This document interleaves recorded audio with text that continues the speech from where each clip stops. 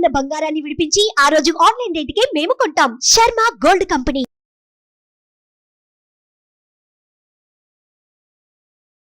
Hi, welcome to our channel. ఈరోజు మనతో పాటు ఉన్నారు ప్రముఖ జ్యోతిష్య వాస్తు పండితులు, జ్యోతిష్య వాస్తు శిక్షణ నిపుణులు, మహాగౌరి ఉపాసకులు శ్రీ దింటకుర్తి మురళీకృష్ణ గారు. నమస్కారం గురువు గారు. నమస్తే నాన్న. హరి ఓం శివ. ఏప్రిల్ 8వ తేదీన రాహుగ్రస్త సూర్యగ్రహణం ఉంది అంటున్నారు. Yes. సో చంద్రగ్రహణం తర్వాత సూర్యగ్రహణం రావడం చాలా అరుదు. సూర్యగ్రహణం తర్వాత చంద్రగ్రహణం రావడం అనేది రెగ్యులర్గా ఉంటుంది అని అంటుంటారు. సో ఇది చాలా కొన్ని విపత్తులకు దారి తీసే అవకాశం ఉంది. భారతదేశంలో ఇది కనిపిస్తుందో కనిపించలేదు మీరే చెప్పాలి. బట్ ఇది కొంచెం విపత్కర పరిస్థితులు దారితీస్తుంది అంటున్నారు. సో దీంట్లో వాస్తవం ఎంత?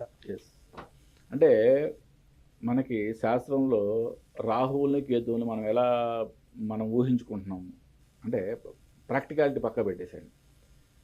వాటిని ఒక నాగుల కింద, అంటే రాక్షస జాతిలో ఉన్న నాగు కింద, పాము కింద మనం ఊహిస్తున్నాం కదా. రాహు అంటే ఆ పాము యొక్క తలకాయ, కేతు అంటే కింద తోక భాగం. అవును. దీని కింద మనం ఊహించుకుంటున్నాం. అంటే ఈ రాహువు సూర్యుడిని మింగితే రాహుగ్రస్త సూర్యగ్రహణం అని చెప్పుకుంటున్నాం. అంటే మనం అంటే మైథలాజికల్గా మాట్లాడితే రాహు సూర్యుడిని మింగేశాడు అంటే అరిష్టమే కదా. అవును. ఓకే, ఇది జనరల్గా మనం మైథలాజికల్గా మాట్లాడుకున్నప్పుడు ఇది మనకి వచ్చే అది అది అది చాలా సింపుల్. అంటే ఎవరికైనా చిన్నపిల్లలకైనా వచ్చే థాట్ ఇదే. బట్ ప్రాక్టికల్గా ఆలోచిద్దాం. ప్రాక్టికల్గా ఆలోచించేటప్పుడు ఇక్కడ సూర్యగ్రహణంలో రాహు కేతు అనేది మనకి నిజంగా కనిపించవు. అంటే ఒక భూమి యొక్క నేడు చంద్రుడి మీద పట్టడము, ఓకే, లేదా భూమికి సూర్యుడికి మధ్యలో చంద్రుడు అడ్డంగా రావటము, అందువల్ల సూర్యగ్రహణం ఏర్పడవచ్చు. చంద్రుడికి సూర్యుడికి మధ్యలో భూమి అడ్డంగా రావడం వల్ల చంద్రగ్రహణం ఏర్పడవచ్చు. ఇట్లా ఉంది కదా.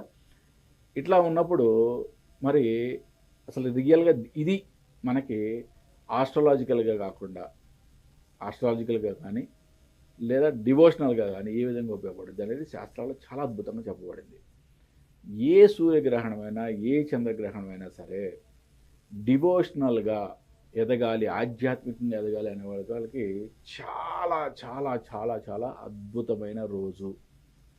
రియల్గా మంత్రోపదేశం బీజాక్షర మంత్రాల గురించి మనం మాట్లాడేప్పుడు ఎప్పుడు చెప్తారు కదా, గురుముఖత మాత్రమే మీరు మంత్రోపదేశం తీసుకోవాలి అనేది. ఆ మంత్రోపదేశం ఎప్పుడైతే ఇలా గ్రహణం రోజు తీసుకుంటారో దానికి పట్టు ఎక్కువ, చాలా అద్భుతమైన రోజు కింద పరిగణింపబడుతుంది. నెక్స్ట్, ఆల్రెడీ మంత్రోపదేశం తీసుకున్న వాళ్ళకి ఆ గ్రహణ సమయంలో దాన్ని అనుష్ఠానం, దాన్ని రిపీటెడ్గా పునశ్చరణ చేయడం ద్వారా చాలా అద్భుతమైన దైవికమైన శక్తి మనకి వస్తుందని కూడా మనకి శాస్త్రంలో చెప్పబడింది. అంటే ఇక్కడ మనం మెథలాజికల్గా మాట్లాడాము, ఓకే, సైంటిఫిక్గా కూడా ఆలోచిద్దాము.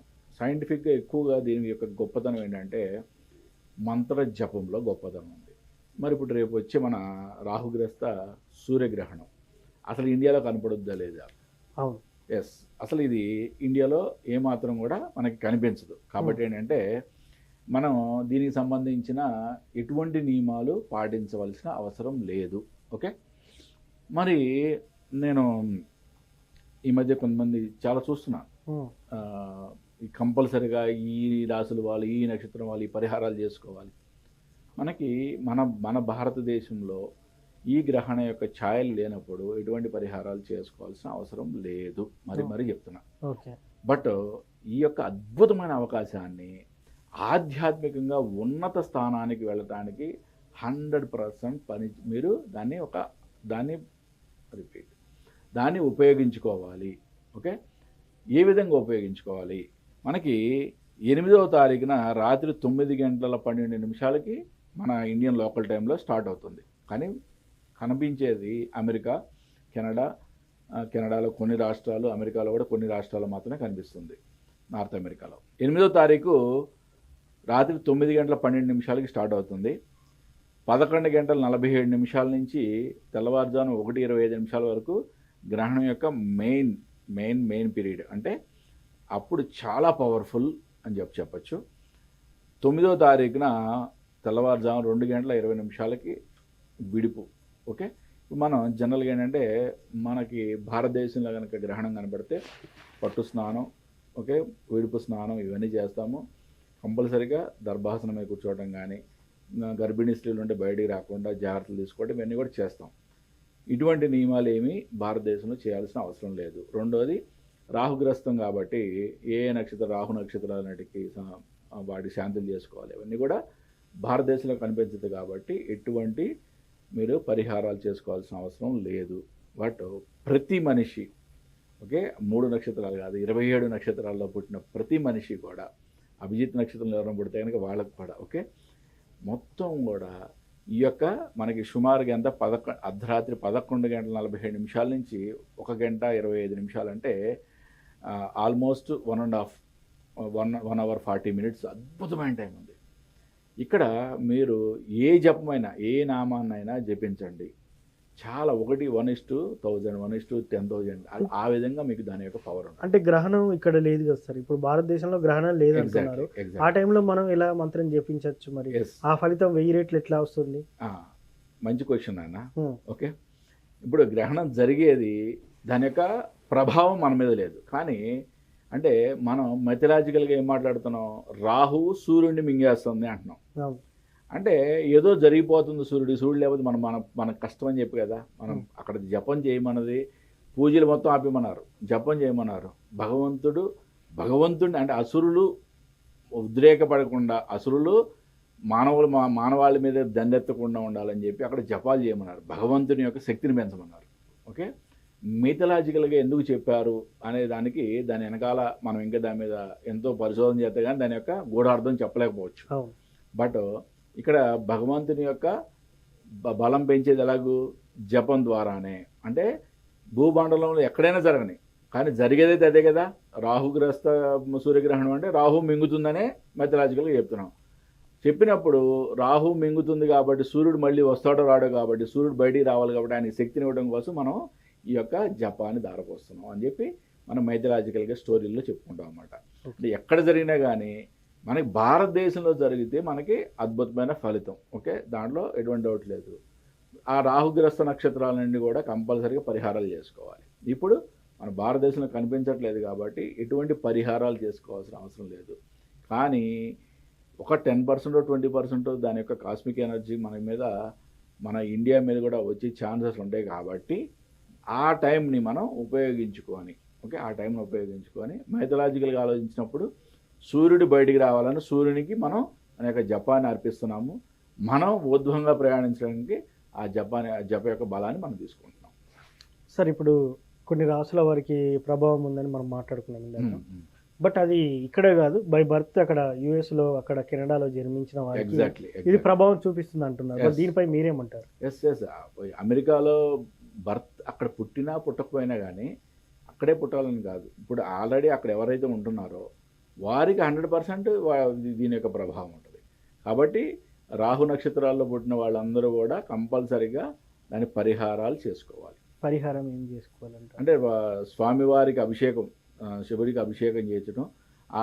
అంటే ఈ గ్రహణ సమయంలో మొత్తం కూడా పూర్తిగా వీరి యొక్క గోత్రనామాలతో మంత్ర జపాలు చేయించుకోవటం.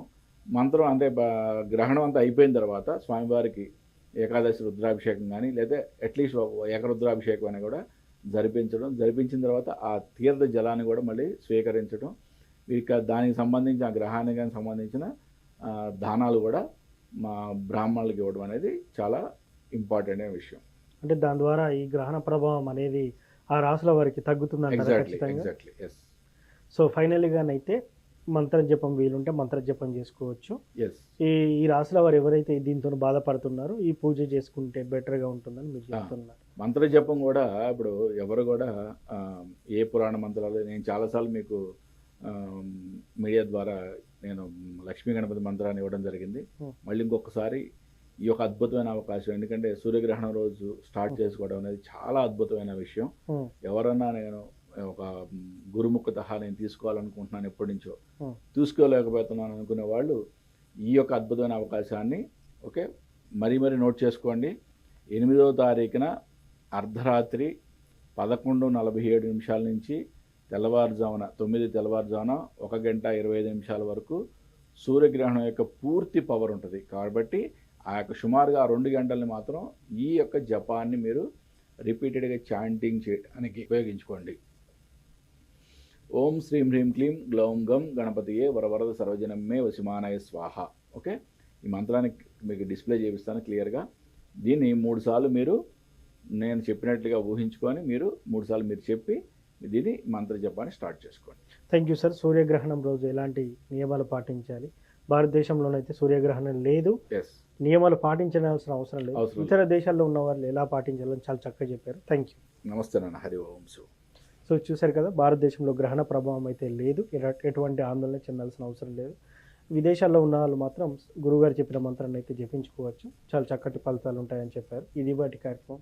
మరో కార్యక్రమంలో మళ్ళీ కలుద్దాం. Thank you. సుమన్ టీవీలో మీ పర్సనల్ అండ్ బిజినెస్ ప్రమోషన్స్ కోసం కింది నెంబర్కి కాంటాక్ట్ చేయండి.